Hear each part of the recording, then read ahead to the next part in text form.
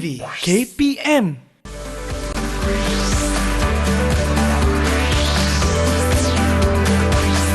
Didik TV KPM.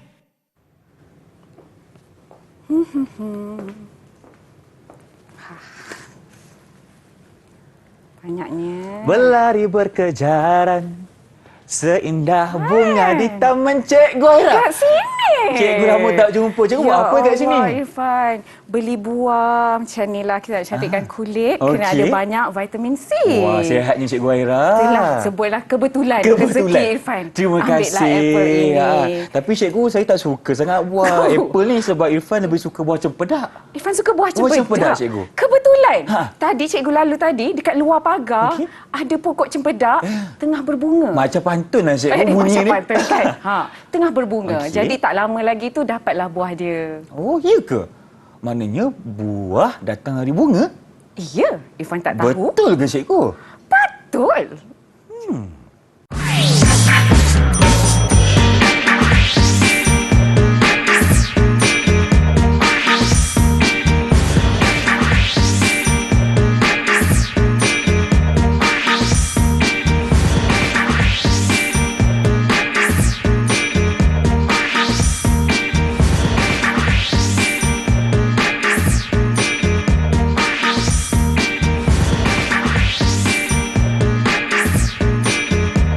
Assalamualaikum. Salam sejahtera kepada semua yang sedang menyaksikan slot menengah atas Didik TV KPM bersama saya pengacara anda, Irfan Syahmi. Untuk hari ini, kita akan mendalami ilmu biologi bersama siapa? Tentunya kita bawakan seorang cikgu yang periang, ceria orangnya. Kita persilakan Cikgu Nurul Syairah Syukur dari SBP Integrasi Gombak, Selangor. Assalamualaikum Cikgu, apa khabar? Waalaikumsalam. Irfan sihat? Sihat, alhamdulillah. Cikgu bagaimana? Irfan lupa cantik tadi. Betul lah tu. Kita jumpa balik di sini dalam episod kali ini bersama dengan Cikgu Aira tentunya. Dan kita juga bersama dengan jurubahasa isyarat. Kita persilakan Cikgu Kulina dari SMK Sultan Abdul Samad, Petaling Jaya, Selangor. Itulah dia guru-guru yang akan menemani kita untuk episod kali ini. Cikgu, tadi kita ada lihat dua orang guru dan muridnya berjumpa di taman. Betul. Berdiskusi mengenai bunga dan juga buah. Jadi apa kaitan dengan topik kita pada hari ini? Jadi, Irfan, topik kita hari ini kita akan belajar awal-awal tentang struktur bunga. Kita akan belajar tentang pendebungaan dan juga kita akan belajar persenyawaan ganda dua. Akhirnya akan menjawab persoalan Irfan, asal buah daripada bunga. Jadi diharapkan murid-murid yang sedang menonton akan ada rasa kesyukuran selepas ini bila kita dah makan-makan buah lah yang ada. Okey, boleh kita teruskan pembelajaran hari ini? Silakan Cikgu. Irfan sudah bersedia? Dah bersedia. Selalu kalau cikgu cerita pasal bunga ni, memang rasa sangat teruja. Betul. Sebab rasanya ciptaan Tuhan kan? Okey, bunga awal-awal Irfan, kita akan belajar tentang struktur bunga dahulu. Orang cakap tak kenal maka tak cinta. Jadi kita akan berkenalan dengan struktur bunga, barulah kita faham proses pembentukan buah. Silakan. Jadi, ini adalah bungalah macam yang kita lihat selalulah.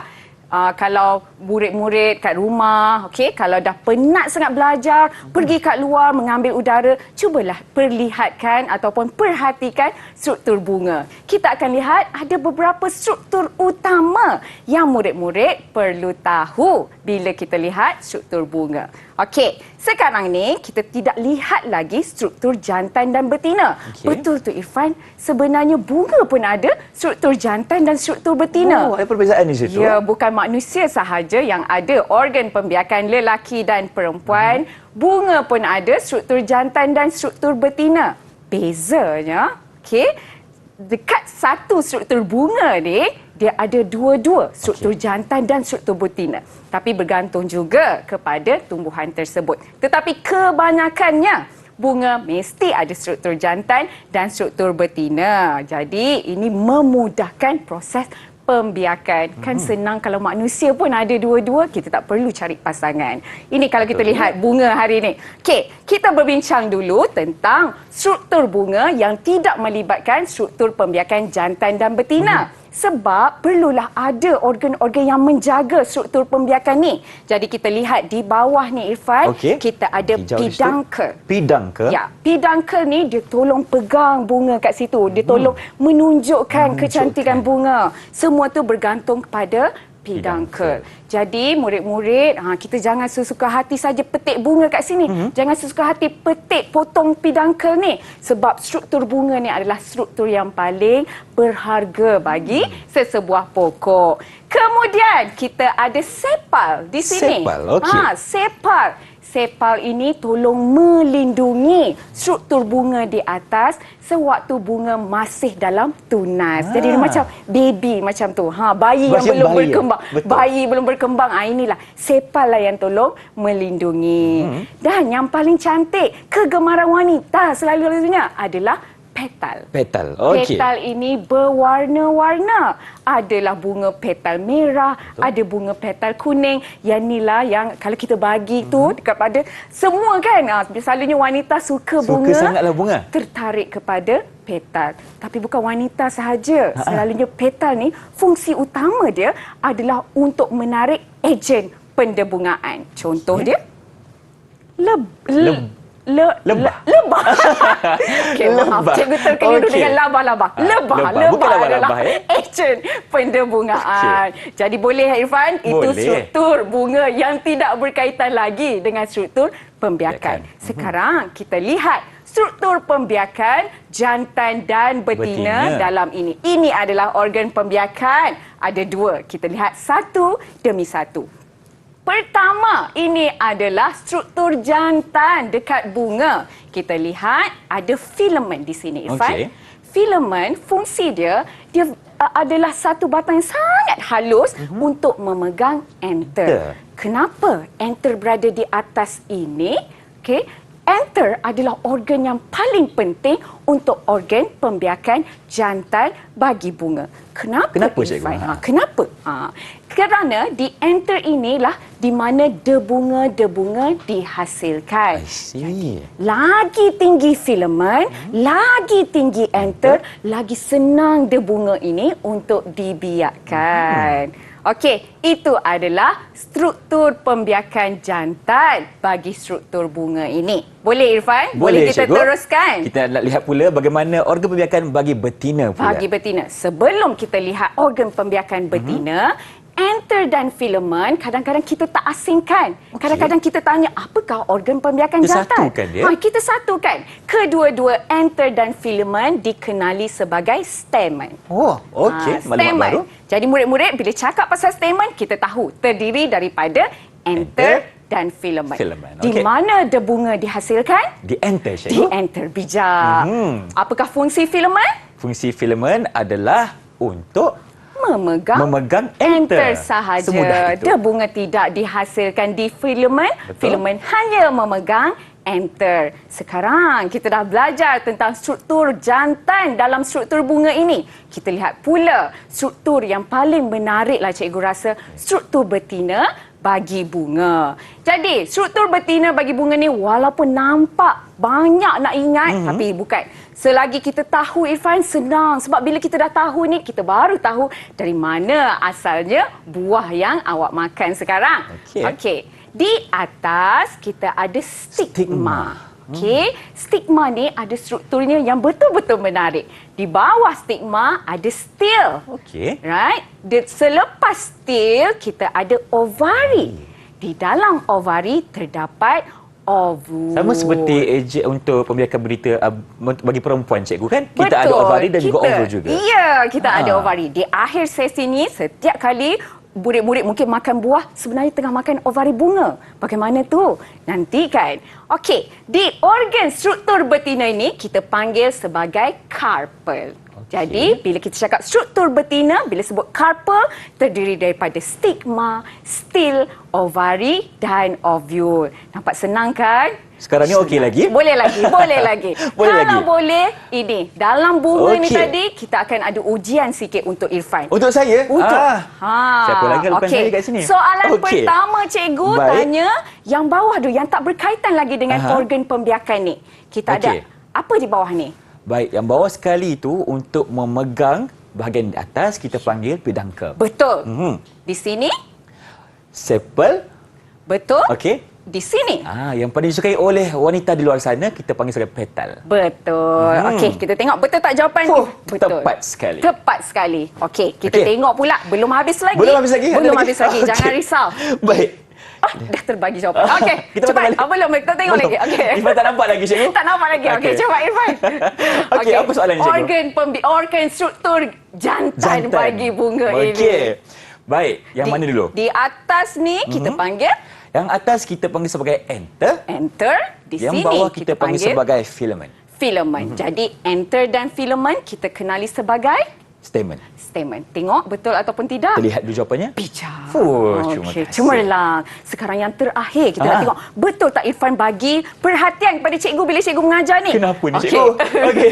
Okey, di atas kita panggil Stigma. stigma. Ini di Okey. bawah ni kita panggil Bawahnya steel. steel. Okey. Di luar ini yang Luar bulat ni tu kita panggil ovari. ovari. Dalam ovari Dalam ovari pasti ada ovul. ovul. Okey. Kesemuanya kita panggil Mula huruf K. K. Karpel. Carpel. Kita lihat. Okey. Ya Allah, bijak. Sama lah macam cikgu. Okey. Itulah maksudnya bijak anak muridnya kerana bijak je gurunya, Cik. Betul, saya setuju. Jadi disebabkan itu, Irfan boleh ambil satu buah apple di sana. Iya ke? Di sana, Oh, Irfan. di sana. Ingat yang bukan betul. Bukan. Itu ganjaran buat Irfan. Okeylah. Terima kasih, cikgu. Irfan akan lekatkan dulu di sini. Okey. Itu dia satu buah apple. Satu buah apple bermaksud Irfan telah berjaya menguasai kesemua struktur bunga utama. Diharapkan murid-murid di luar sana tidak merasakan struktur bunga ini sesuatu yang susah. Betul. Irfan belajar 5 minit, Irfan? 5 minit. Boleh jawab, insya-Allah. Okey, cikgu, terima kasih atas penerangan di segmen ini. Kita dah memahami dua kata apa struktur pembiakan bagi betina dan jantan untuk bunga dan banyak lagi perkongsian yang akan diberikan oleh cikgu, tapi kita berhenti berehat seketika. Teruskan bersama kami tentunya di slot menengah atas Didik TV KPM untuk biologi.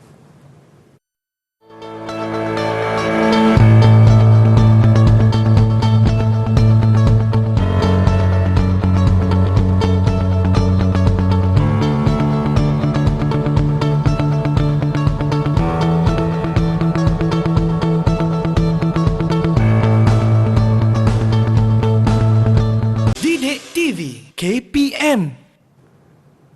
Inilah dia slot menengah atas Didik TV KPM bersama saya Irfan dan tentunya kita bersama dengan Cikgu Aira. Cikgu, kenapa kita berpakaian seperti seorang saintis hari ini?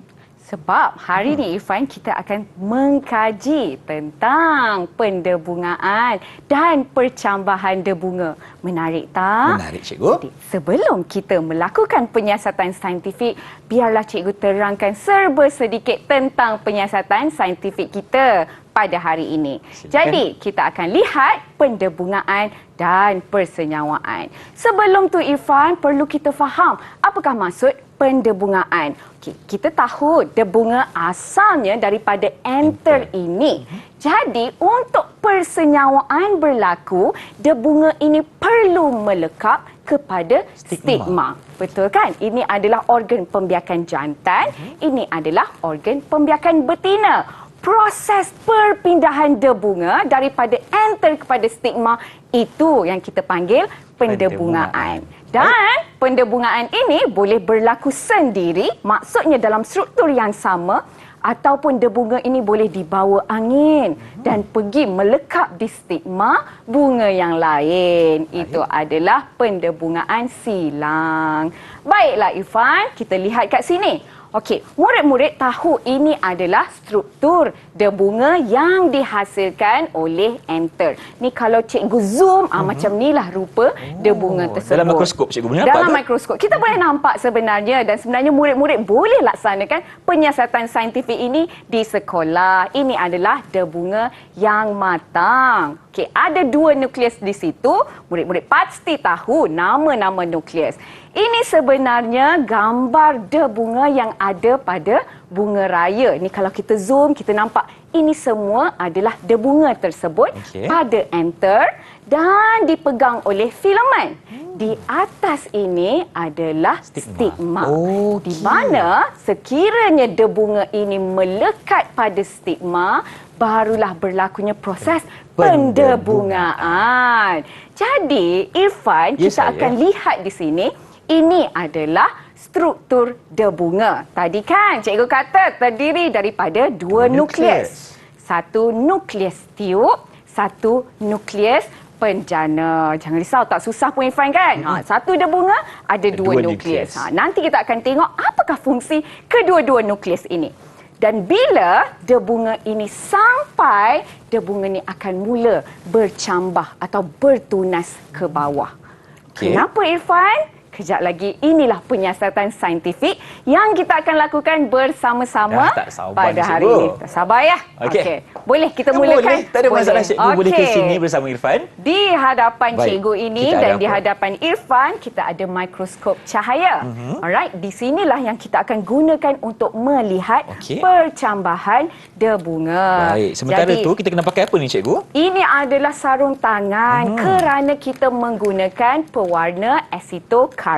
Okey. Jadi pewarna ni kalau melekat dekat kulit kita mungkin akan sukar untuk hilangkan Hilang, dengan susah air untuk biasa. tanggalkan. Okey. Boleh Irfan? Boleh cikgu. Boleh. Lagi Okey. sebelah cikgu.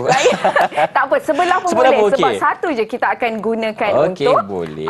melihat Baik. debunga ini. Jadi Irfan, Ya, mungkin saya. Irfan dah ada slide kaca berlekuk di situ. Ada cikgu? Dah, Irfan dah boleh ambil Okey. satu slide kaca berlekuk. Baik.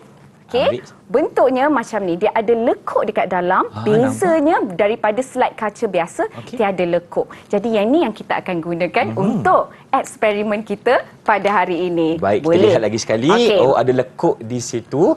Berbeza dengan yang biasa. Okey. Ya. Ini untuk kita melakukan penyiasatan saintifik. Untuk melihat struktur debunga. Okey, cikgu. Boleh. Irfan agak-agak boleh rasa dah kot kenapa kan kita guna slide kaca berlekuk. Tapi tak apa. tak apa. Cikgu akan tanya nanti Okey. kenapa. Irfan ada Boleh. masa untuk fikir dulu. Okey. Kita kena buat dulu. Baru Irfan nampak Kita nanti. buat dulu. Okey. Jadi Irfan, di hadapan Irfan ada larutan sukrosa 10%. Okey. Okey, Irfan boleh ambil dan titiskan. Okey.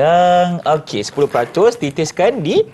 Titiskan 2 titis sahaja Okey. dekat slide berlekuk, slide kaca berlekuk. Okey, ambil. kita ambil dulu. Boleh. Okey, kita ambil 2 titik ya. 2 titis. Titik yang pertama, titis yang pertama. Sikit saja, tak perlu banyak pun. Okey, kita letak tepi dulu. 1, 2. Okey, Irfan boleh? tak tepi. Boleh. Okey, seterusnya cikgu. Seterusnya, jadi sekarang dekat kita punya slide kaca berlekuk sekarang, Okey. kita dah ada satu larutan sukrosa.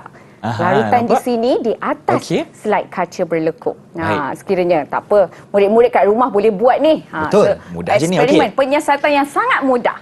Jadi, Seterusnya. boleh ambil, ini adalah bunga raya lah. Cikgu ambil, sebelum ambil tu kata, minta maaf, kita ambil untuk murid-murid di luar sana belajar. Okey. Jadi ini adalah debunga. Kenapa dekat saya sini. bunyi macam layu cikgu? Memang untuk cikgu je yang segar. tak apa, untuk saya kan Irfan murid. layu. Jadi Okey. Irfan boleh titiskan sedikit. Titiskan Ambilkan. sedikit.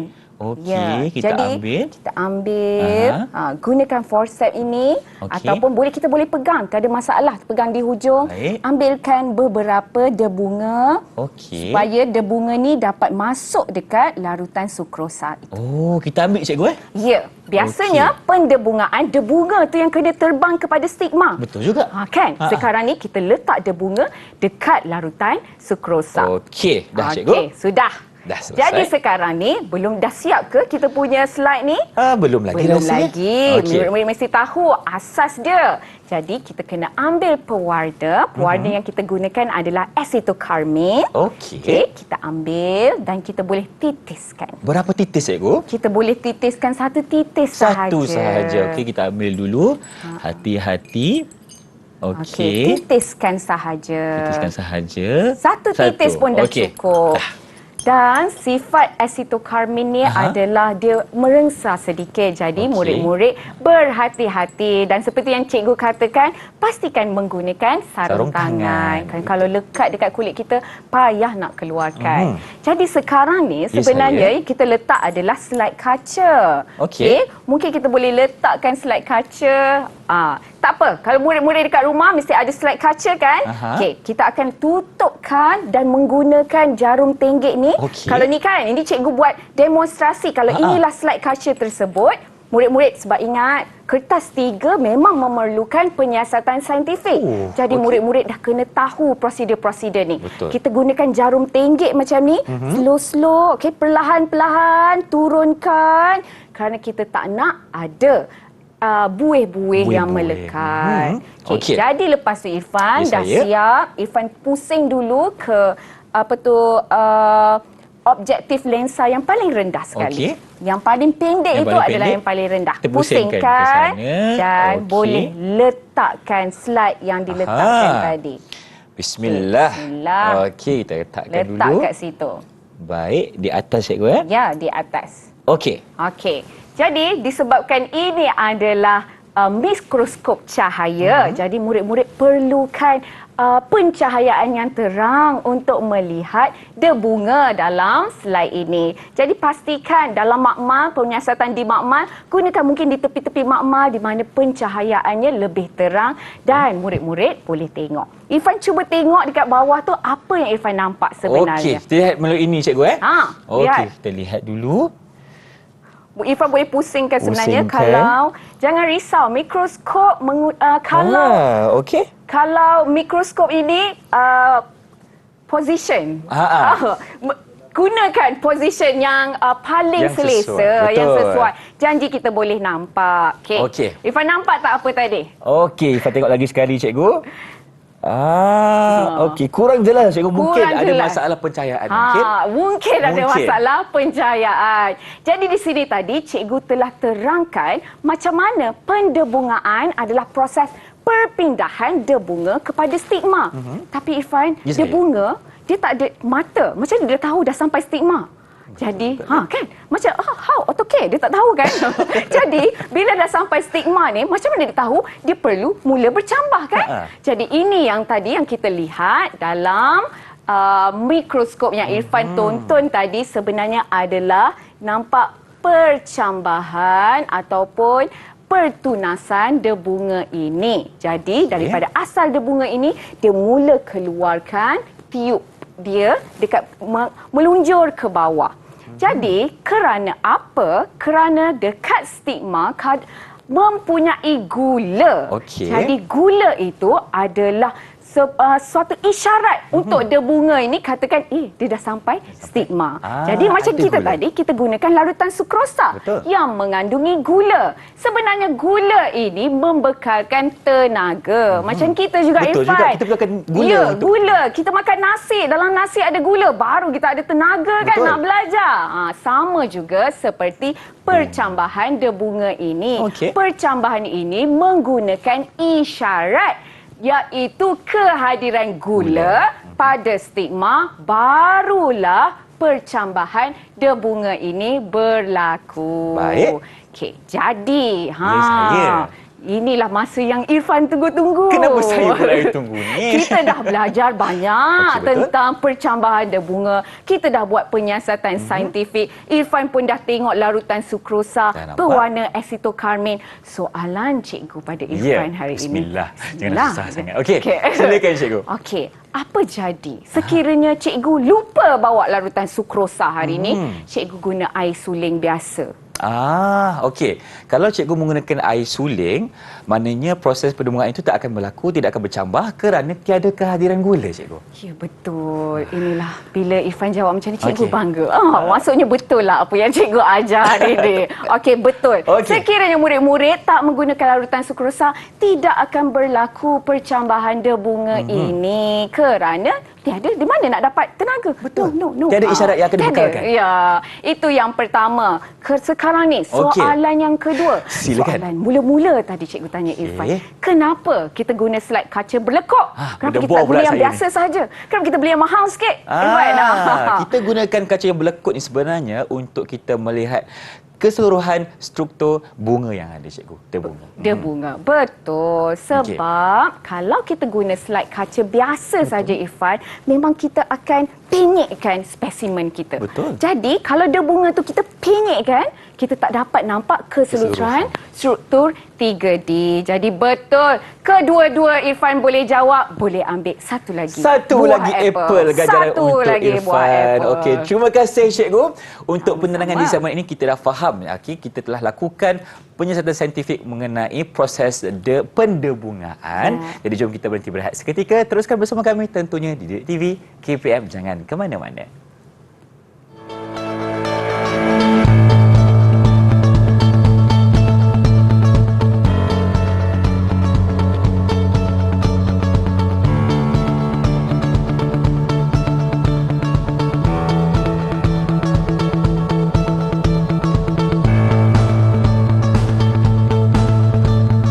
Didik TV KPM. Bersama kami dalam slot menengah atas Didik TV KPM untuk mata pelajaran biologi bersama dengan Cikgu Aira tentunya. Kalau tadi kita dah selesai buat kita punya kajian saintifik, untuk zaman kali ini Cikgu, apa pula diskusi kita? Baik Irfan, bila dah masuk tentang struktur bunga ni, satu perkara yang cikgu rasa cikgu suka cerita. Semua kan cikgu suka cerita kepada murid-murid adalah keunikan persenyawaan dalam tumbuhan. Iaitu murid-murid diperkenalkan dengan persenyawaan ganda dua. Okey. Persenyawaan ganda dua ini merupakan adalah satu siri persenyawaan yang mungkin murid-murid boleh tonton hari ini, tengok betul-betul. Jadi lepas ni mungkin dah tak perlu revise dah Irfan. Dah tak perlu buat ulang kaji dah. Sebab dah faham. Senang sebenarnya tapi mungkin murid-murid kat sana kalau baca susah. Okey, kita dengar penerangan Cikgu Aira. Okey, sebelum ni kita dah belajar tentang pendebungaan. Maksud pendebungaan ini adalah perpindahan debunga daripada struktur jantan ke stigma struktur betina. Irfan juga sudah tahu bila ada dia melekat di stigma ini yang ada kehadiran gula, mula akan berlaku percambahan tiup debunga ini. Okey, kita akan lihat, kita sudah lihat sebenarnya eksperimen percambahan debunga. Jadi, awal-awal murid-murid juga dah belajar struktur debunga. Terdapat dua nukleus, nukleus tiup dan nukleus penjana. Okey. Perlu diingatkan, kedua-dua nukleus ini adalah berada dalam bentuk haploid. Iaitu semua kromosomnya mempunyai satu pasangan sahaja. Kalau dekat manusia, kita boleh jumpa sel-sel yang ada haploid ini di organ pembiakan wanita ataupun lelaki. Jadi tadi kita tengok pula struktur ini dekat tumbuhan. Jadi Irfan, nampak tak bila percambahan telah pun berlaku di tiup debunga ini, maksudnya tiup debunga ni dah nampak dah keluar dekat sini, nukleus tiup awal-awal sekali keluar. Dia mula-mula keluar dulu. Dia macam dia kawan yang baik, dia kata tak apa. Dia pergi dulu. Dia pergi dulu. Dia yang menerajui tiup debunga ini. Di belakangnya ada nukleus penjana. Okey, murid-murid kena perhatikan betul-betul nukleus penjana ini. Okey, ini adalah keistimewaan persenyawaan ganda dua. Sewaktu nukleus-nukleus ini turun melalui stil ini, nukleus penjana menjalankan mitosis dan menghasilkan dua gamit jantan. Baik, kita tengok balik daripada nukleus penjana melakukan mitosis menghasilkan dua gamit jantan. Macam mana dengan nukleus tiup? Dia masih kekal macam tu. Biarlah kawan dia mitosis ke atas, dia masih dia kekal. Sebab fungsi dia adalah untuk menerajui jalan bagi gamit jantan ini. Jadi murid-murid, bila nukleus penjana ini telah melakukan mitosis, kita tak panggil dia nukleus penjana dah. Waktu tu orang tanya siapa nama awak, kita panggil saya gamit jantan sekarang. Dan murid-murid, gamit jantan ni, lihat sini nama huruf N ini menunjukkan ia bilangan kromosomnya haploid. Sebab nukleus penjana melaksanakan mitosis yang mengekalkan bilangan kromosom. Harap-harap kan, cikgu harap bila cikgu cerita macam ni, murid-murid tak adalah macam takut. Macam apa yang cikgu cakap ni haploid, diploid. Ini telah dipelajari sebelum ini. Alah, cikgu senang ingat juga kalau haploid satu, kalau diploid dua. Diploid dua. Itu kan senang je nak ingat. Mitosis mengekalkan bilangan kromosom. Betul. Meiosis bahagi. Macam tu kan. Ingat-ingat balik. Jadi di sini, apa yang menarik Irfan, bila dia tiup dia bunga ini akan terus pergi cari sel telur yang berada di ovul. Jadi kita akan tengok sini percambahan tiup dia bunga ini sampai ke ovul. Jadi sebelum kita lihat tu, kita tengok dulu struktur ovul.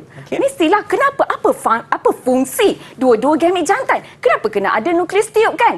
Ini semua bergantung kepada struktur ovul. Tengok, cikgu cakap menarik kan dia ni? Memang. Tapi jangan risau murid-murid, ambil masa untuk kita hadam betul-betul. Ini, nampak ini adalah dua gamit jantan tadi. Mana pergi nukleus tiup? Kejap lagi kita tengok. So, ini adalah percambahan daripada tiup dia bunga ini untuk pergi kepada ovul. Cikgu just terangkan, cikgu cuma terangkan sedikit demi sedikit. Okey? Tapi tadi kita tahu dah Irfan, kalau nukleus penjana dah melaksanakan mitosis, kita panggil dia sekarang dah gamit jantan. Di mana nukleus tiup? Di bawah ini. Nampak tak baik kan kawan dia ni? Dia yang menerajui jalan pergi dekat ovul. Okey, sekarang ni nampak tak struktur ovul macam ni?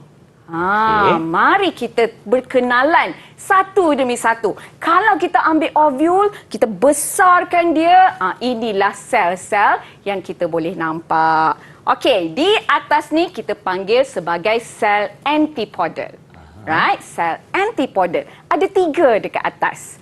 Okey, di tengah-tengah ada nukleus kutub. Ada 2 dekat sini. Okey, yang ni penting. Kalau penting, cikgu buat star macam ni. Bintang. Jadi murid-murid kena ingat. Irfan tengok. Irfan yang ni penting. Okey. Di sini, di bawah kita ada sel telur dan sel sinergik. Ini pun penting Irfan, sel telur. Kalau sel telur ini adalah pengantinnya, sel sinergik ni adalah pengapitnya. Okey, faham. Memang kena ada sekali, cikgu. Ada sekali kat situ. Kenapa? Sebenarnya masih lagi penyiasatan, masih lagi dilakukan sehingga hari ini untuk kita tahu apakah sebenarnya fungsi sebenar sel antipodal, apakah fungsi sebenar sel sinergik. Namun penyiasatan yang sudah kita ketahui sekarang, sel sinergik mengeluarkan isyarat. Dia bagi tahu untuk tiup nukleus tadi dan nukleus tiup dan nukleus penjana, gamit jantan tadi dia bagi tahu kat sini sel telur dia. Dia yang tolong bagi tahu isyarat. Isyarat dikeluarkan oleh sel sinergik. Dia macam pengapit. Here. Di sini. Macam tu. Jadi sekarang Irfan, kita tengok ni. Ini adalah tiup tadi daripada debunga kan? Betul. Di atas sekali yang menerajui jalan tersebut adalah nukleus tiup. Betul tak? Dia kan kawan yang pertama sekali. Di belakang adalah gamit jantan. Dia asalnya daripada nukleus penjana. Telah melaksanakan mitosis, sekarang dia gamit jantan. Jadi sekarang ni dia akan menembusi. Tiup nukleus akan menembusi ovul melalui bukaan kita panggil sebagai mikropil. Mikropil sebenarnya. Okey? Tapi Irfan, sedih je. Kenapa sedih pula? Lepas dia tembusi, di situlah berakhirnya tugasan tiup nukleus. Kat situ je lah riwayat dia. Betul, di situlah riwayat dia. Hanyalah untuk membuat jalan bagi gamit jantan ini masuk ke dalam ovul. Kawannya begitu sejati. Carilah kawan sebegitu. Murid-murid je. Jadi, sekarang ni bila dah masuk, apa yang kita maksudkan dengan persenyawaan ganda dua? Persenyawaan ganda dua, ingat tak tadi kita ada 2 gamit jantan. Satu gamit jantan akan mensenyawakan sel telur. Satu lagi gamit jantan. Ke mana pula dia? Kita tak kata mensenyawakan sebab mensenyawakan perlu haploid dengan haploid jadi diploid. barulah kita cakap proses persenyawaan berlaku, bukan? Betul. Jadi sekarang ni, satu lagi gamit jantan. Gamit jantan pertama akan bersenyawa dengan sel telur. Okey. Okey. Dia akan menjadi zigot. Zigot. Zigot iaitu menjadi diploid. Dah jadi bayi lah. Jadi bayi, betul. Gamit jantan kedua, ke mana dia pula? akan bersama-sama nukleus kutub. Nukleus kutub. berpolar. Nukleus kutub dekat sini dan bersatu, tapi dia tidak akan menghasilkan diploid. Dia akan menghasilkan triploid. Jadi Irfan, di sini adalah asas yang murid-murid perlu ingat. Kebanyakan organisma untuk membiak perlu berada dalam keadaan diploid. Contoh, sperma yang haploid berjumpa dengan ovum yang haploid, persenyawaan berlaku, jadilah diploid. Di sini, gamit jantan yang haploid berjumpa dengan sel telur yang haploid, jadi diploid, jadi boleh jadi zigot, bukan? Betul. Betul. Maksudnya bayilah.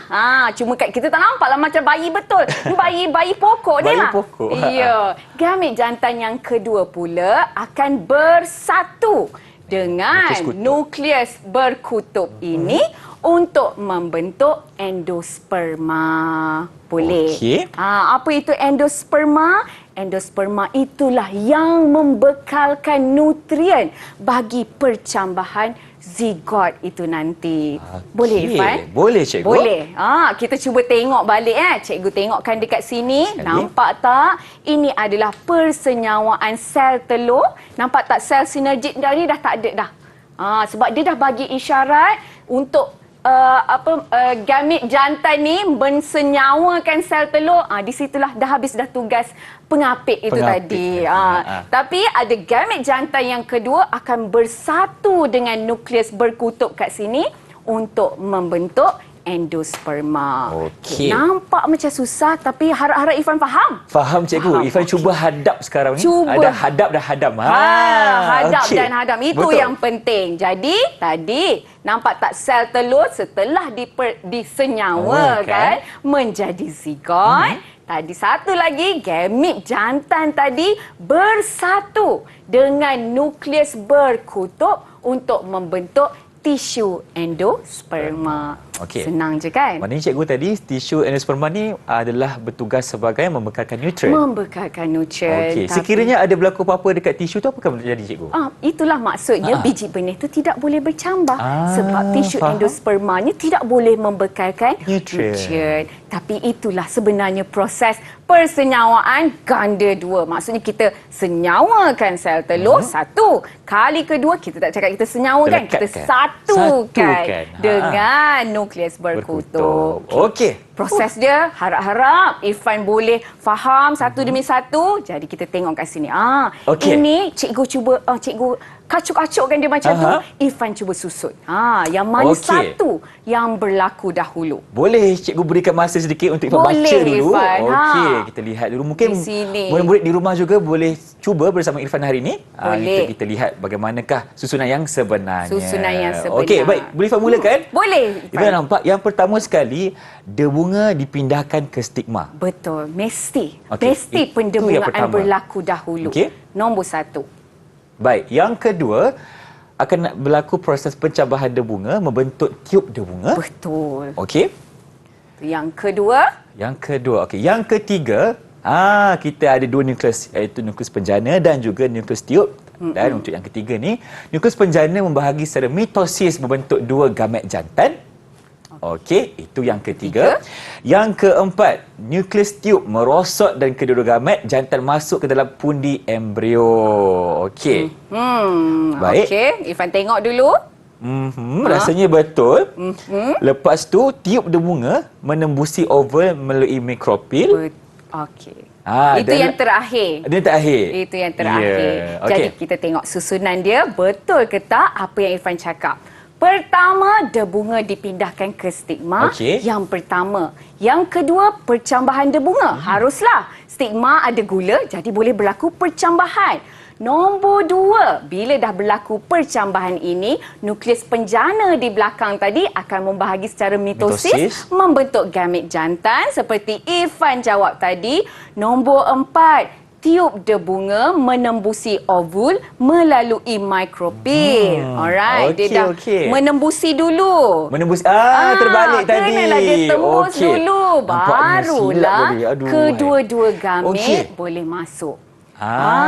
Boleh murid-murid kat rumah. Betul, apa yang Irfan cakap tadi betul. Cuma susunan di bawah sahaja. Tapi jangan risau sebab cikgu dah agak ini akan berlaku. Jadi, cikgu sediakan nombor 2. Sekiranya semua ini telah berlaku, apa akan berada di sini? Irfan cuba tengok. Baik. Okey. Kita jawab dulu yang pertama, cikgu. Irfan cuba yang terbaik untuk kali ini. Okey. Baik. Bismillah dulu. Bismillah. Okey. Gamet jantan pertama mensenyawakan sel telur. Okey. Dan membentuk zygote ataupun diploid. Sebab haploid jadi diploid. Okey. Itu yang pertama. Itu yang pertama. Kita yang tengok kedua, betul ke tidak. Gamet jantan kedua akan bercantum dengan 2 nukleus kutub. Sini. Dan membentuk nukleus endosperma yang membekalkan nutrien. Okey, jadi kita tengok betul ke tidak jawapan Irfan hari ini kan. Tengok risau. Okey. Kita lihat dulu. Betul. Gamet jantan pertama mensenyawakan sel telur dan membentuk zigot. Gamet jantan kedua akan bercantum dengan nukleus kutub dan membentuk nukleus endosperma yang akhirnya akan menjadi tisu endosperma. Mudah bukan? Mudah je cikgu. Semua dah ABC insya-Allah. Jadi bila mudah, bagi Irfan 1 apple hari ini. 1 apple. Okey. Itulah dia penjelasan mengenai proses persenyawaan yang berlaku di bunga. Ya, betul. Dan untuk itu ganda 2. Betul. Nak tanya sikit satu soalan sebelum kita berakhir. Kenapa kalau pokok ni kita ada 2 persenyawaan? Kalau manusia ada 1 je, cikgu. Seringkas. Secara ringkasnya, kerana bila ada 2 persenyawaan berlaku ni, kita tahu satu zigot telah berkembang. Jadi bila kita senyawakan satu lagi sel kutub, maksudnya nutrien itu hanya untuk zigot yang sedang berkembang tu. Maksudnya kita tak membazir tenaga bagi membekalkan, besarkan endosperma sekiranya embrio ataupun zigot tidak berlaku. Jelas sekali. Terima kasih cikgu untuk penerangan di segmen ini. Jadi jom kita berhenti berehat seketika. Teruskan bersama kami tentunya di slot menengah atas Didik TV KPM.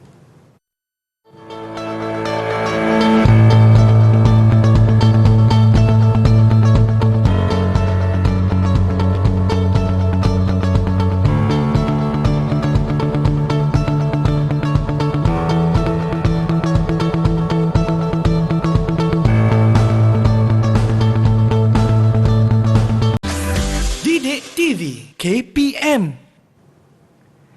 Inilah dia slot menengah atas Didik TV KPM bersama saya Irfan dan tentunya kita masih bersama dengan Cikgu Aira. Untuk kali ini pula cikgu, diskusi kita mengenai topik kita hari ini, apa pula perbincangannya? Baik Irfan, inilah yang ditunggu-tunggu oleh murid. Dari mana datangnya buah? Apa kaitannya dengan bunga? Apa jawapannya, cikgu? Apa jawapannya? Jadi hari ini cikgu akan cerita balik. Kita belajar tentang struktur bunga. Ada jantan dan betina.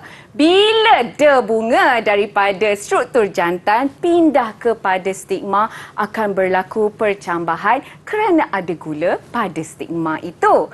Dan bila nukleus masuk, bila akan berlaku persenyawaan ganda 2, di mana satu gamet jantan akan mensenyawakan sel telur, satu lagi gamet jantan akan bersatu dengan nukleus berkutub membentuk tisu endosperma. Jadi apa kaitan semua ini dengan pembentukan buah dan biji benih hari ini, Irfan? Inilah yang murid-murid kena tahu.